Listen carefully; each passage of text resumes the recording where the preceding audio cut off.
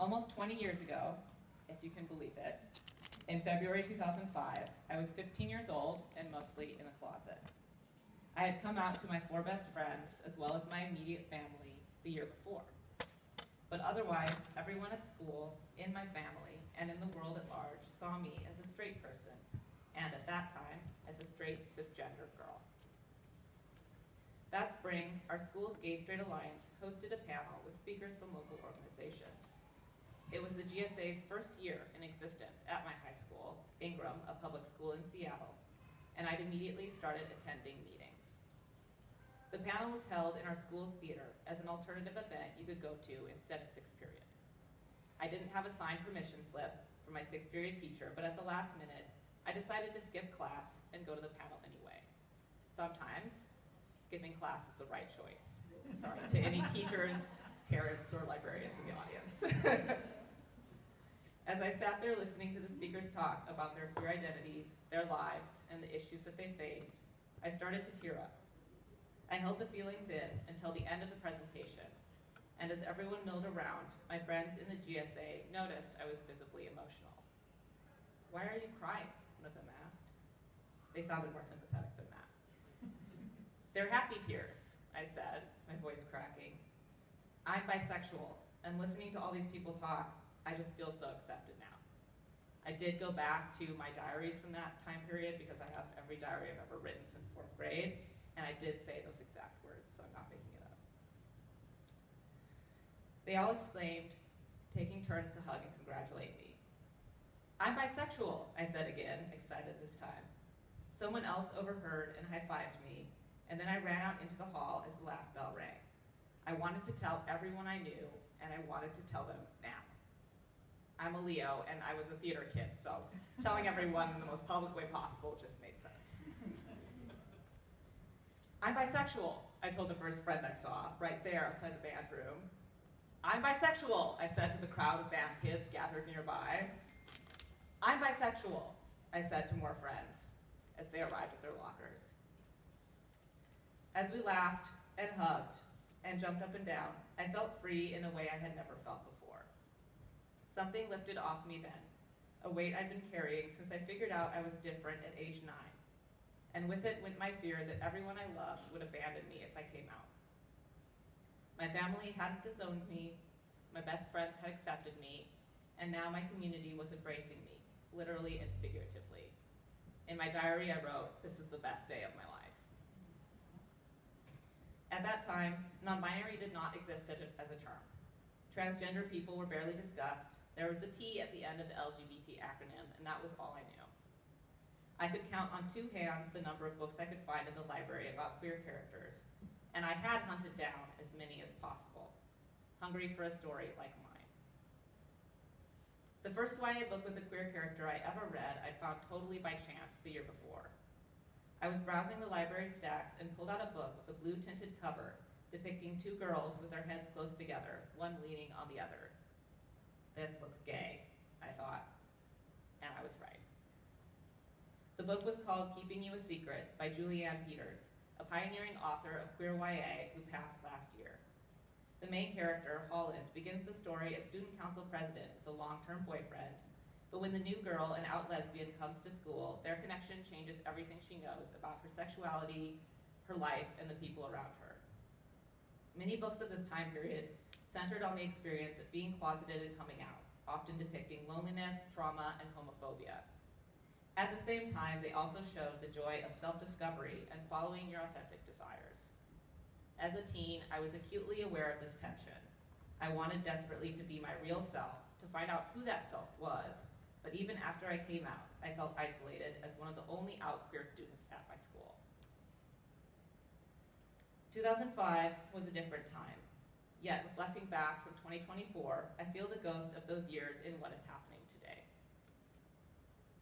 In 2005, gay marriage was not legal and would not be until 10 years later, in the 2015 Obergefell v. Hodges Supreme Court decision.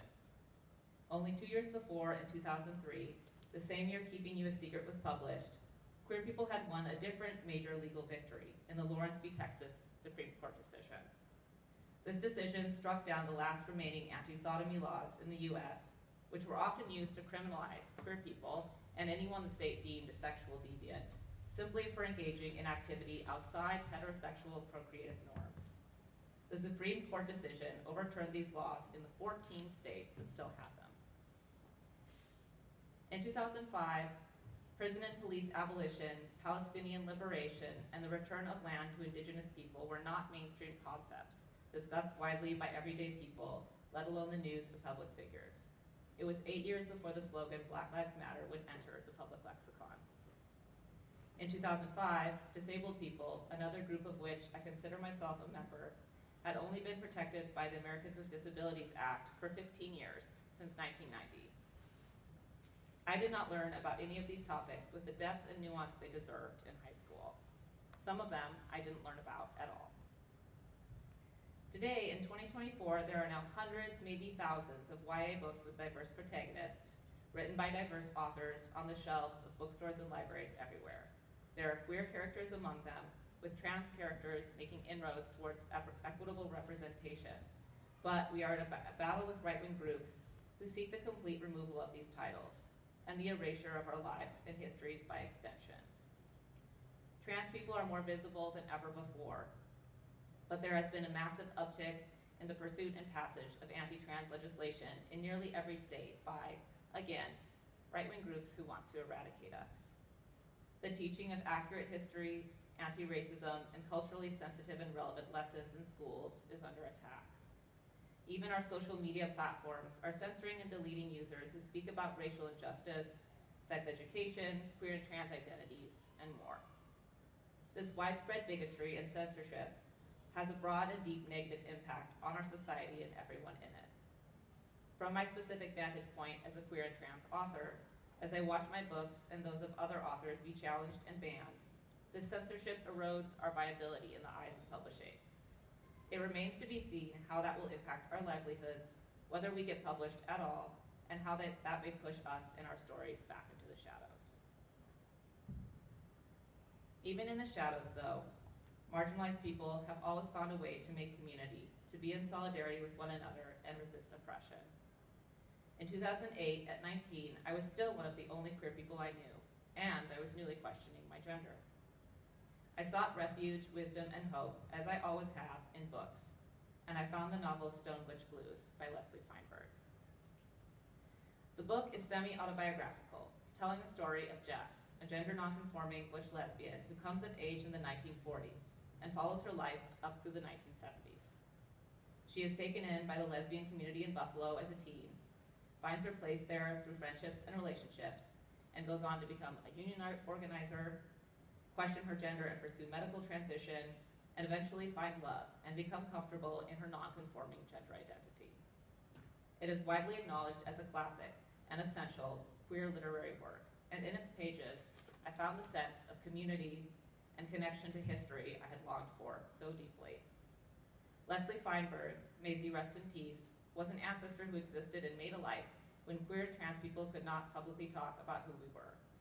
We had to hide. But also, we didn't, not in the communities and spaces we made and fought for. There are many more of us now who have come out, been born, and are growing up, too many to go back to life in the shadows.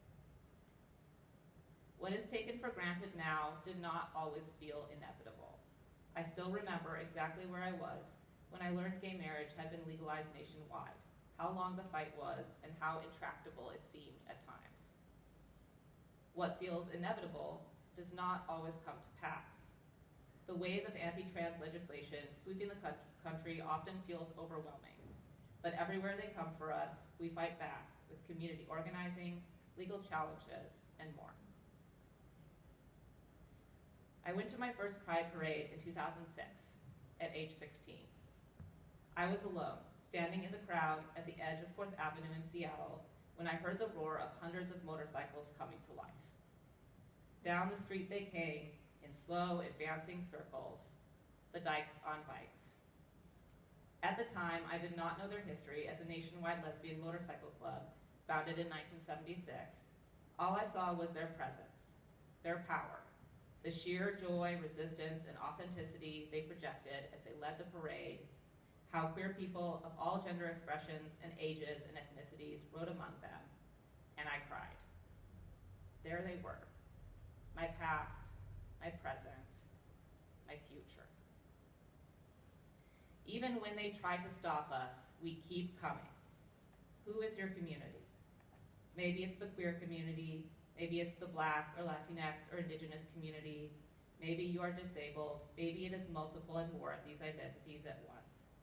Community is not only within the identities we hold personally, but across identities, across time and place, across struggles and joys, and the many points of solidarity we have with others.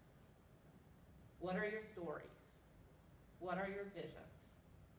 Stories connect us to the past, present, and future, to community and history.